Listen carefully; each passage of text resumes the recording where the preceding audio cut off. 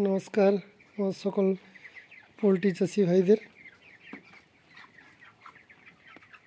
আজ আমি তোমাদের সামনে এই পোলট্রি চাষ সম্পর্কে কিছু কথা তুলে ধরব।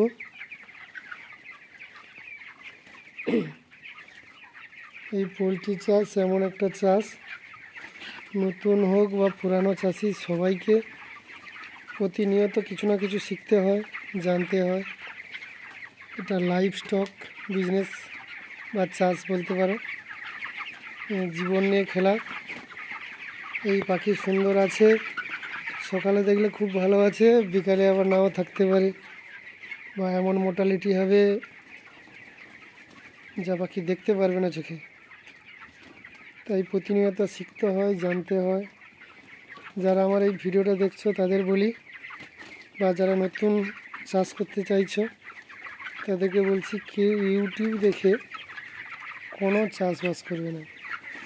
যদি চাষ করার ইচ্ছা থাকে বা কারো মনে হয় যে এই চাষবাস করে রুজি রোজগার করবে, তারা কোথাও কোনো সিনিয়র পোলট্রি চাষির কাছ থেকে কাজ শিখো, না হলে তার ফার্মে গিয়ে কাজ দেখো, কাজ করো। কাজের কোনো লজ্জার কিছু নেই, কাজ শিখতে হবে। প্রথমে শিখে তারপরে চাষবাস করো, না হলে করতে যাবে না। এই মুরগি এমন একটা জিনিস যে একবারে পুরো খালি হয়ে যেতে পারে মরে। পাখি ভালো আছে বলে এই নয় যে অনেক ইউটিউবার আছে, অনেকে অনেক কথা বলছে, এই এতদিনে এত টাকা লাভ হয়ে যাবে, এই এতদিনে বড়লোক হয়ে যাবে, এই 1000 পাখিতে 50,000 পাচ্ছে। এসব মিথ্যা গল্পতে না গিয়ে আগে নিজে হাতে চাষবাস করবে, বা নিজের হাতে নয়, কারো কাছ থেকে একটু শিখবে, জানবে, তারপরে চাষে লাগবে। না হলে ওই ইউটিউব দেখে কেউ বলেছে প্রচুর টাকা ইনকাম হয়, এরকম কিছু করবে না, তাহলে ভীষণ বিপদে পড়ে যাবে। বিশেষ করে যদি কেউ নতুন চাষি চাষ করতে চাও, তারা কেউ শীতকালে শুরু করবে না। শীতকালে শুরু করলে আরও মহাবিপদ। শীতকালে ছোট বাচ্চা সে ব্রুডিং ঘর থেকে বড় করা পর্যন্ত 15-20 দিন খুব রিস্ক।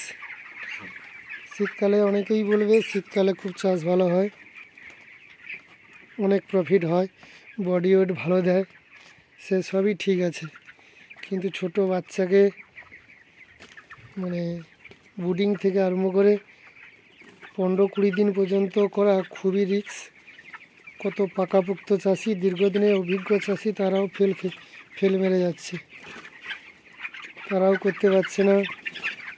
তারপরে শীতকালে বিশেষ করে এই মুহূর্তে বর্তমানে আমি আমার এই পোলট্রি ফার্ম পূর্ব মেদিনীপুরে চণ্ডীপুর এলাকা, আমাদের এদিকে এতই মশার উপদ্রব যে মশার জন্য প্রচুর পাখি মারা যাচ্ছে। শীতকালে আমার এই পোলট্রি সেটটা 5000 মুরগির, প্রত্যেক দিন তিনটে করে 3 প্যাকেট করে একটা ঘরে, চারটে ঘর, 4×3=12টা, 1 ডজন করে ধূপ যাচ্ছে। ধূপেও কিছু হচ্ছে না, ধূপে চলে যায় মশা, কিছুক্ষণের মধ্যে আবার চলে আসে। প্রত্যেক দিন 1 ডজন করে ধূপের পাতা দিতে হয়। মশার খুবই উপদ্রব। তা প্রত্যেকটা সিজনে আলাদা আলাদা সমস্যা। এই শীত সিজনে ছোট্ট বাচ্চাকে ব্রুডিং করে বড় করে সেটা যেমন সমস্যা, তারপরে এখন আবার নতুন সমস্যা দেখা দিয়েছে মশার পরেই যদি আবার কি হবে, মাছি আসবে হয়তো, আর মাছির উপদ্রব। এই মশার জন্য প্রচুর মুরগি মারা যাচ্ছে। আমি কোম্পানির আন্ডারে করি, কোম্পানি বলছে মশারি টাঙাও। আমার এত বড় ফার্ম, মশারিতে প্রায় 40,000 টাকা খরচ হয়ে যাবে। এত টাকা খরচ করে কেউ ফার্মার মশারি টাঙাতে পারে? কেউ টাঙাতে পারবে না। অনেক রকম সমস্যা। এবার যারা হাতে নাতে না করবে এই চাষ সম্পর্কে কেউ বুঝতে পারবে না।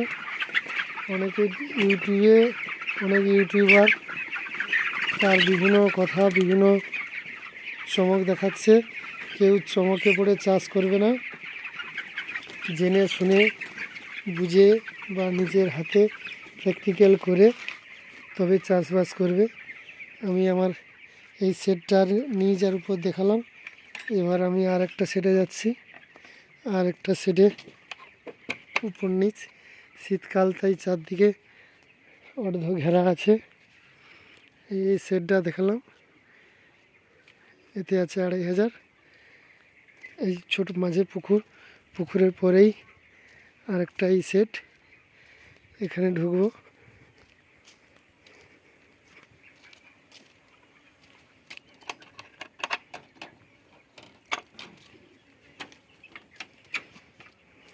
একটা সেট, শীতকালে বোটিং করতে গেলে খুব যদি বেশি ঘেরাঘুরি হয়ে থাকে তাহলে পেটে জল জমা, বেশি মুরগি চাপাচাপি হলে পা খোড়া, হাজার রকম সমস্যা। এই সমস্যার মধ্যেই কাজ চালিয়ে যেতে হবে। 20 দিন কোনো রকম পার করে দিতে পারলেই মোটামুটি আর তেমন বিশেষ কিছু রোগ থাকবে না। ঠিকঠাক করে খাবার দিলে, জলের জায়গা পরিষ্কার রাখলে, লিটার ঠিকঠাক করে নাড়তে পারলে মোটামুটি রেজাল্ট হবে।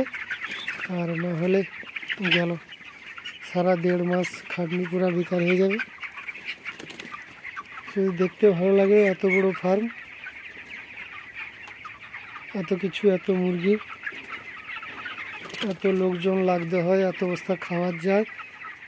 নাহলে ঠিকঠাক করে না করলে, ঠিকঠাক করো আর যাই করো। এই তো একটু আগে দেখে গেলাম, জল দিয়ে গেলাম, এই তো একটা মুরগি মরে গেছে।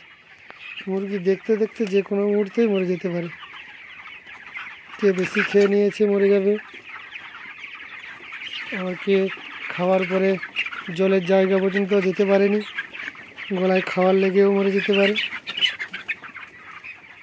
আবার কোনো মুরগি কদিন ধরে শীতে জল কম খাচ্ছে, কুঁকড়ে কুঁকড়ে আছে, এক জায়গায় জড়ো হয়ে আছে, তার আবার কিডনির সমস্যা, জল কম খেয়েছে বললে কিডনির প্রবলেম হবে। আবার কোনো মুরগি বেশি চাপাচাপি হয়ে গেলে খরা হয়ে যাবে, হাজার রকমের সমস্যা। এই শীতকালে প্রায় সময় মুরগি তাড়িয়ে তাড়িয়ে রাখতে হবে, কেন খাবার খেয়ে বসে থাকলেই পাখি মরে যাবে। আর পাখি সেই মুহূর্তে না মরলেও কিডনির সমস্যা চলে আসবে, অনেক রকম ঝামেলা হবে, সেই কারণে মুরগি মরে যাবে। এবার আমি ছাদের সেটটায় নিয়ে যাচ্ছি।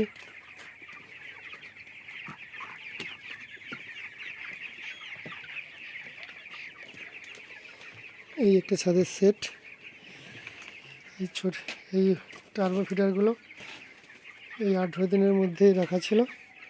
আজ আমার মুরগি 22 দিন, ওগুলো উঠিয়ে দেওয়া হয়েছে।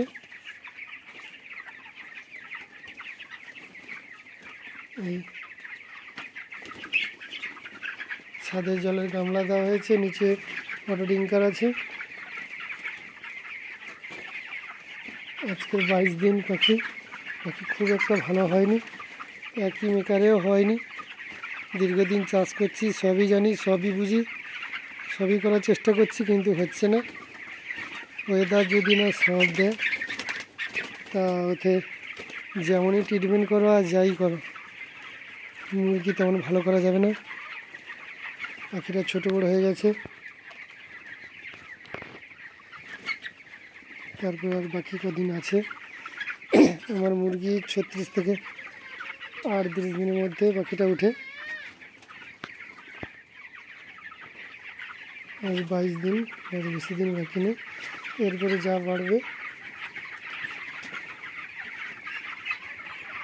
ওটা যদি ঠিকঠাক করে বাড়ে তবে দুটো পয়সা, না হলে সারা 1.5 মাসের খাটনি পুরো বেকার যাবে।